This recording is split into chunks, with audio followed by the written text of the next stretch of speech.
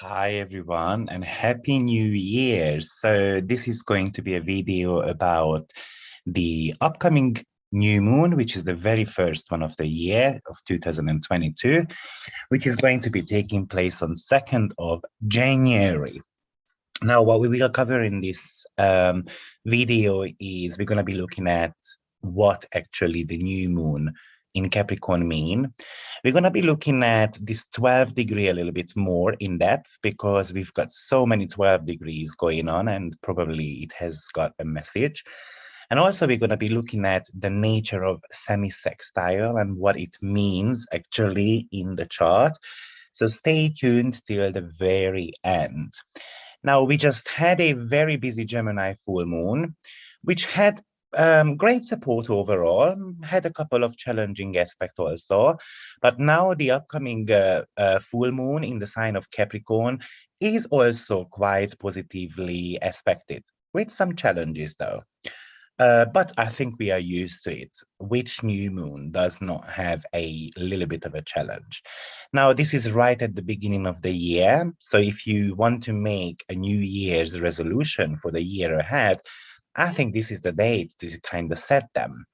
Now, it will be taking place on 2nd of January, 6:34 UK time, and I will be putting the chart on the screen so you can follow what we are talking about. And it's happening on 12 degree Capricorn. Now, Capricorn is a cardinal earth sign. So cardinal is all about achieving something, and earth is about stability, financial matters. It's a goal-oriented sign overall. So it's about setting goals and how we are going to be achieving that. This is the number one message what this new moon actually wants you to think about. Set your intentions accordingly, wherever your Capricorn house cusp is, or even you can look at the opposite ones and try to create some type of goals, because the very first new moon of the year, especially being very close by to the New Year's Eve itself, it is definitely kind of setting tone to the entire 2022. So I'm going to be calling this video as, something to do with predictions for 2022, because it's going to be coloring that significantly. Now, on a world scale, I'm really hoping that this new moon is very much about a kind of like a new governmental approach to something, maybe a sudden realization of the lack of leadership or the lack of kind of great approach to how to handle certain type of situations, what is going on in the world. So I'm really hoping that's what it indicates. And I'm also very hopeful that the fact that the ruler is Saturn being in the sign of Aquarius, which is going to bring some scientific innovation when it comes to handling certain type of things in the world. New moons are all about a fresh stance. Fresh stance when it comes to your limits or your leadership style, or how you actually manage certain areas of your life. Now, we shouldn't forget that we actually do have got a stellium going on in the sign of Capricorn. So some of the questions which already it brings up to us is that how productive are we when it comes to your Capricorn house cusp? Typically, Capricorn is associated with profession and work-related matters. Now, stellium is kind of like a concentrated energy in one particular area of your chart. There are different type of approaches of how to handle stellium. I did make a webinar about how to work with stelliums previously. So if you are interested, just check that out on my website. Some astrologers considers a stellium when you have got 3 or more planets in one sign. Some say that it's 4 planets within 30 degrees. And some says that 3 personal planets and 1 invisible planet in one sign, and that's considered a stellium. I tend to believe that a stellium is actually when we have got 4 planets minimum, and 1 should be at least 2 of them, should be a personal planet. So that's what I look at when I work with stelliums. Stellium's typically about life mission, though.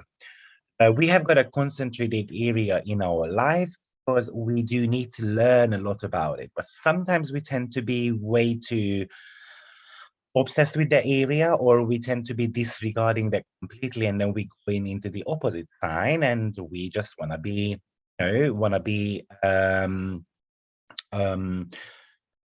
kind of like a wallow point. We want to disregard those duties. So qualities of stellium is about strong sense of mission, or we can be very passionate about the area of life. We want to be having a meaningful type of energy within that area. For instance, it's happening in my 11th house, which is about long-term goals and friendship and something to do with our earnings overall. Sometimes we tend to be putting too many eggs in one basket when we have got a stellium going on in one sign, or we might be focusing way too much on one area of life that you disregard the opposite sign, for instance, and that's why we do need to be having a balance there. So with this stellium, we're looking at Capricorn, but we might need to be looking at Cancer as well at the same time. And we do need to be looking at where the moon is, okay? Stellium tends to be very vulnerable overall, or we can expect way too much from that stellium, and then it can lead to greed as well, okay? I tend to also believe that stelliums are somehow associated with career opportunities, though. Or at least, as I said, something to do with your life mission. Now, so we have got a stellium happening in the sign of Capricorn. As I said, typically it's related to professions, related to something to do with your how to achieve things.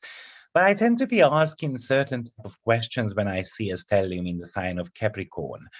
Is money too important for us? Is our social status too important for us? What do we want to accomplish? Are we doing something which is actually meaningful to us? How do I want to make an impact on the world? Do I have got actually some strange relationships with hierarchy figures or bosses or even parents in our life? It can bring in parental issues, typically if there is an outer planet involved. And this time around we do have got Pluto. So how is my relationship with hierarchy figures and parents overall? Do I feel that the life I'm living at the moment is kind of like dysfunctional? These could be some of the major topics which this stellium might bring up, and wants you to kind of start fresh with those. So thinking about what is influencing my career, how did I become in any way like my own parents? How is my relationship with bosses and hierarchy figures? What do we want to accomplish in this incarnation? And maybe what do we want to accomplish in 2022? What do I dream about, or what did I dream about in 2021? And how can I become that person who I really want to be? Am I actually a mentor, or am I searching for a mentor who is going to be influencing my life? What makes me feel successful? What ways do I sabotage my own career? Do you actually live according to your own moral code? Do you lead by example? How do you define success? These are going to be very significant questions with this new moon. And I would like you to actually think about those. And now the fact that the ruler of this new moon is actually in Aquarius, something which I might want to be detaching from, something which I might want to start fresh. So some of you are probably thinking about, I need to change career, right? I need to learn to become more productive. I need to learn to become more serious about something. And what I really find interesting in this new moon chart is that we do have got the new moon on 12th degree. And we do have got Saturn on 12th degree also. So basically they have got a semi-sextile going on between them too. And that's why I wanted to actually speak about semi-sextile. So definitely this new moon kind of wants us to be serious about something, to kind of realize what my life purpose is overall, what to be serious about. And that's going to be the house cusp, which is actually describes you that part. So look at your own chart. Also, you might have got that very strong need to be useful somehow, either useful to the society, or you just look for justification in the outside world about something. It might bring up some topics where you realize that you have underestimated what you want from yourself or for yourself. Sometimes Capricorn new moon comes with a little bit of a shyness, okay, or comes with some type of resentment. It can come with some element of depression also. Sometimes it looks for approval from the outside, and it is asking you to look at ways how to get rid of your own self-doubts and realizing how it is harmful actually to you. It's about awakening some of your inner values overall. Another things which I really find interesting in this new moon chart is that Mars is on the great attractor at the moment, which is on 14 degree of Sagittarius. And we recently had a eclipse happening on 12 degree also. So the 12 degree is somehow coming back. Now, the question is, what happened at the beginning of December? Because you might have had some type of struggles, and maybe this new moon is actually giving you an element of a new start overall. Now, the fact that Mars is on the great attractor, and the great attractor is like a cosmic vacuum cleaner. What it does is it sucks the galaxies in. So it's an intensely powerful point within the chart. And yes, we can attract something we want to, but in a Marsian way, which is a warrior, which is about, yes, I'm going to do something about it. I'm going to take actions, right? So whatever Mars touches, it actually energizes it.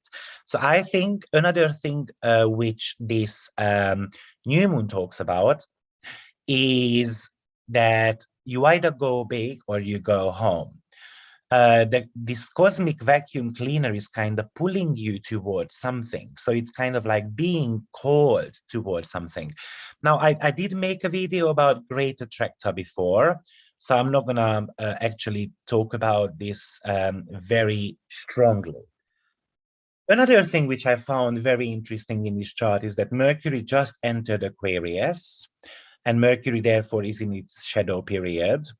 Another very interesting thing is that Mercury will be going retrograde in a couple of weeks' time, and then it's going to be triggering again the Capricornian energy.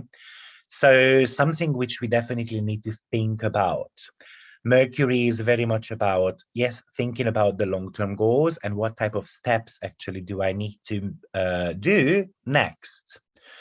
You might feel a little bit slow in your Capricorn house, in your Capricorn department, because we do have got two retrograde planets there. We've got Venus, we've got Mercury coming back very soon.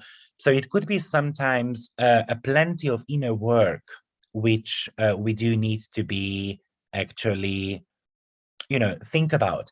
Retrograde somehow invites you to look at your responsibilities, to look at your priorities, to kind of relook at your financial situation. It might even bring up topics like, not just about 2022, but I might start thinking about what happens once I become a pensioner, for instance. So it could really take you to an older age. It could actually indicate that I'm afraid of what happens when I become 60, 70 years old. What type of job am I going to be doing? However, this new moon has got a very nice support coming from Uranus, which is the planet of innovation and change. So you might have been feeling stuck. You might have been trying to get somewhere. You might have been trying to get or to want to be someone in your life. And now Uranus is actually giving you that energy to break out. So break out of depression, break out of your job.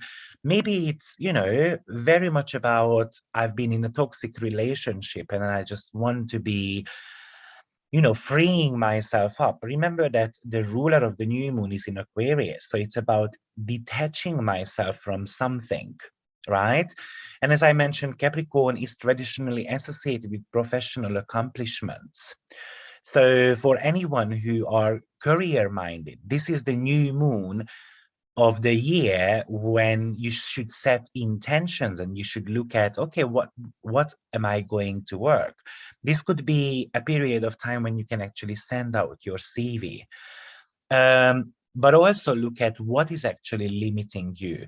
Are you paying attention way too much to your responsibilities? Or do you have some fears you actually need to face? Do the right thing. And how are you going to do the right thing? Saturn being in the sign of Aquarius, which is a free will sign, which is talking about that the choices we make, either we're going to be having plenty of joy from, or we're going to be suffering from the consequences, but it's in your own hand overall. Yes, we do have got Saturn and Uranus square still going on, and that could be talking about the fact that we're going to have to cut the chains off somehow, maybe just getting rid of the old and then starting something fresh. But it kind of invites you to get out of your comfort zone, to take risks, to go towards the unknown overall. So this trine to Uranus, which is the a planet of rapid and exciting changes, it's only 2 degrees apart, and it has got loads of power to kind of affect the outcome of your intentions. Yes, sometimes Uranus brings a little bit of a chaos. It makes things uncertain. But there is a saying, right? There is no gain without pain. And this is exactly what this new moon wants you to kind of look at. It wants you to have the power to turn things around 180 degrees, stirring the wheel in a different direction somehow, wherever it is falling in your chart. Also, this brings in the topic of building freedom and flexibility when it comes to your long-term goals or plans. It is about making enough room for surprises and kind of like promising something yourself and then making necessary adjustments. So when there is a surprising situation, then I'm not going to be doubting myself. It's a trine. So let me give you an example. For instance, you have a travel plan because it falls into your ninth house, and then all of a sudden the flight gets cancelled. Something better comes instead. That's what the trine or the surprise element of Uranus would bring you. Like, okay, you know what? The flight got cancelled. We give you a first class ticket 2 days later, with $500 of voucher. Just a very silly example. But this is somehow you should be imagining this Uranus trine to this Capricorn full moon. So I would say that this is going to be a very important lunation for those who have got any planets around 10 to 14 degrees of the cardinal signs, which are Capricorn, Cancer, Aries, and Libra. You definitely will feel this the most. And it could bring some major developments in your career, in your domestic life, relationship, and your personal world overall. Yes, maybe in the world, with Uranus trine, there could be an element of it, like an earthquake, but it can be maintained very nicely, or it's not going to be strong. So something which is coming suddenly. Now, the Sabian symbol for this Capricorn 12 degree is an illustrated lecture on natural science reveals little known aspects of life recently being discovered. So that beautifully summarizes what I have said so far, because there is this exploration, discovery going on with Saturn being in the sign of Aquarius. So on a personal level, it's definitely the ability to explore something unfamiliar or discover new laws and paths, which might look very kind of complex to start with. Okay. Yes, so, but it could be something within yourself. Let's say if it's happening in your fourth, eighth, or the 12th house. Now, let's just talk about this 12th degree a little bit before we jump onto the semi-sextile, which I really wanted to speak about. We had a few new moons in 2021 on 12 degree. We have got this new moon there too, Saturn being on 12 degree also. Now, number 12, I would like to point out that I am not a numerologist, okay? I tend to be approaching numbers with a little bit of a tarot card and so on. But number 12 is a compound number that is ordinarily reduced to one root number, and that would be number 3. So number 3 is kind of like something to do with the unity of the feminine and the masculine energies. Number 3 is something to do with joy and happiness. However, number 12, which is associated with the Hanged Man in Tarot card, and that's a Piscean card. So that could be showing something to do with our inner emotional conflicts. That could talk about things like, it's a student number, really. Either we become a student who is ready to learn, to grow, who is ready to focus on moments in life and experiences, or the shadow side of that is that being a victim or being victimized. So think about, and also another very interesting thing is that we are in 2022, which is number 6. So somehow this is bringing in the 6 and the 12th house axis for me, which is about, am I going to suffer or am I actually going to be productive about something? So suffering or making the right choice, I think this is the major question of this full moon. And number 6 is very much associated with the card Lover, which is about love, harmony, choices actually we make. Because on the Lover card, there is this guy who needs to be choosing between 2 girls. Which one am I going to be choosing, the smart one or the pretty one? So I think this new moon is reminding us that life is just as good as we make it. So what do you want to make out of 2022? And this Uranus, which is actually wants to kind of impose your limitations, and it wants you to liberate from yourself, from those limitations. It is asking you what is real for you. What is liberation? What does liberation mean for you? Are you in a toxic relationship? Can you not handle work anymore? Then how are you going to be actually change that? So something which you have to free yourself up from. And making changes, sometimes chaotic. So you need to be ready for this change. I want this new job. I want this new relationship. What am I going to be doing about it? It's about finding that new kind of vision in yourself, but knowing that something might be actually distracting you from that. Now, there is this semi-sextile going on between, actually, talking about that hanged man. So there is a man on chains and then it's hanging upside down. So it's about 180 turnaround and looking at the world in a different perspective. And I think that's one of the major message of this new moon. Now, the fact that new moon and Saturn are in semi-sextile, which is a 30-degree aspect, by the way. Now, the semi-sextile brings in 12 and second house matters. So the 12th house is something to do with your hidden talents, and second house is your possessions or something to do with money. So definitely it's going to be affecting somehow the banking world, somehow politics, surely. Sometimes semi-sextile is a delaying type of energy because it's about having the dreams and how to make material like abundance out of it. But with the 12th house element, there is always this fog, a little bit of a dangerous situation.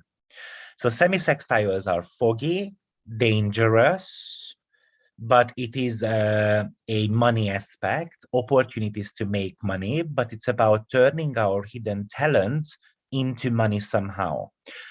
Any minor aspects typically are somehow karmic aspects.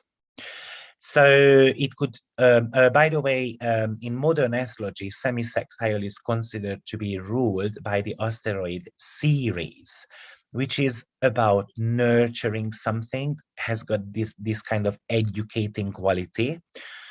It is about going as far as possible when it comes to wanting to achieve something, because you should remember that Ceres had a daughter who got abducted by Pluto, and she went very far to actually get her daughter back.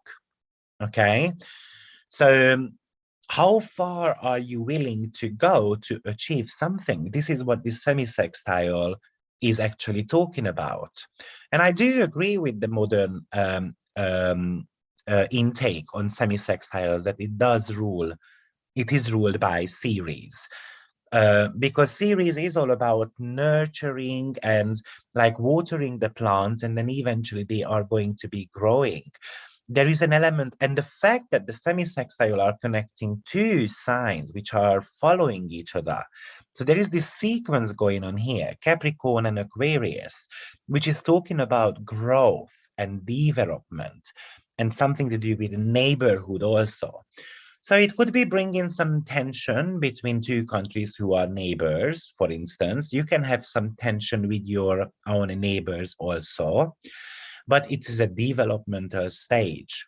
The signs, the order of the signs are talking about the hero's journey, right? So Capricorn is, okay, I've worked for a company, for instance, and then how am I actually become my own boss? And that could be the Aquarian element, you know, whatever the developmental stage really talks about. Now, also, it's very important when we look at semi-sextiles to look at what type of energies it brings into. Because let's say if it brings into fire and water, they are very irrational, so that could be a challenge. It brings together earth and air, both are very rational signs. So it's about using the mind quite a lot. Bringing earth and fire, one rational, one irrational type of energy, and same with air and water, right? So probably when it's too rational, it's a little bit, you know, challenging. Same with the irrational one. But when we have got the rational and the irrational signs coming together, there is always kind of like that balance there, which one to go towards to, how I'm going to be balancing out. Semi-sextile is a little bit similar to the inconjunctions, which is a 150-degree element, and that's associated in modern astrology with Black Moon Lilith.